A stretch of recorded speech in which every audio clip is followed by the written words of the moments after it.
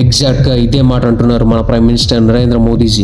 22 April 2025 జరిగిన పహల్గాం దాడిలో చనిపోయిన 26 మందికి, వారి కుటుంబాలకి, మన దేశానికి జరిగిన అన్యాయాన్ని ఎట్టి పరిస్థితుల్లోనూ వదిలేది లేదు అంటున్నారు మోదీజీ.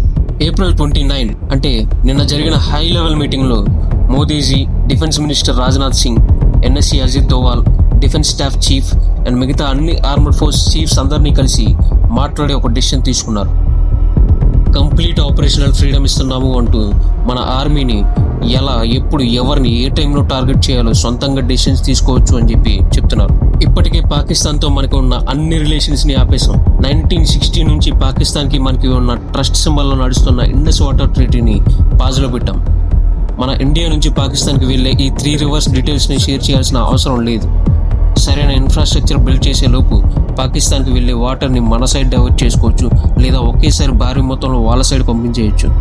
అంటే ఇది ఎలా ఉంటుందంటే, కరువు వచ్చి ఎండిపోతామేమో అని భయపడే వాళ్ళకి వరద పంపించి భయపెట్టడం లాగనమాట. పాకిస్తాన్ ఫ్లైట్స్ బ్యాన్ చేశాం, వీసాస్ క్యాన్సిల్ అయినాయి. ఇండియాలో ఉంటున్న ప్రతి పాకిస్తాన్ని అర్జెంటుగా మీ దేశం వెళ్ళిపోవాలని ఆర్డర్స్ పాస్ చేశారు. ట్రేడ్ క్లోజ్ అయిపోయింది. Wagah Attari cross border movement మొత్తం ఆగిపోయింది. ఇంకా civilian movement completely almost impossible. Military లెవెల్లో లైన్ ఆఫ్ కంట్రోల్లో క్రాస్ ఫైరింగ్ స్టార్ట్ అయింది. పాకిస్తాన్ సైడ్లో సివియర్ క్యాజువాలిటీస్ రిపోర్ట్ అయ్యాయి. మన ఇండియన్ ఆర్మీ మొత్తాన్ని మొబిలైజ్ చేస్తున్నారు, మిసైల్ లాంచెస్ చేస్తున్నాయి, ఆర్మీ ఎక్సర్సైజ్ కండక్ట్ చేస్తున్నారు. పాకిస్తాన్ గవర్నమెంట్ వణికేలా ఇండియా తన స్ట్రెంగ్త్ చూపిస్తుంది. ఇప్పటికే కాశ్మీర్లో 1500కు పైగా అరెస్టులు అయినాయి. సస్పెక్టెడ్ టెర్రరిస్ట్ ఫ్యామిలీస్ హౌసెస్ అన్ని డిస్ట్రాయ్ చేశారు. ఒక యుద్ధ వాతావరణానికి మనం ముందుగానే ప్రిపేర్డ్గా ఉన్నాం. అటు పాకిస్తాన్, చైనా వైపు చూస్తుంటే యుఎస్, జపాన్ లాంటి దేశాలు మన ఇండియాకు సపోర్ట్గా నిలబడ్డాయి. ఇరాన్ లాంటి దేశాలు మీడియేషన్ ఆఫర్ చేస్తామంటుంది.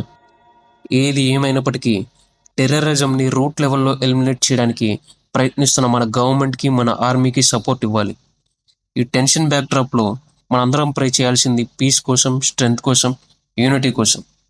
జై Hind. I say to the whole world,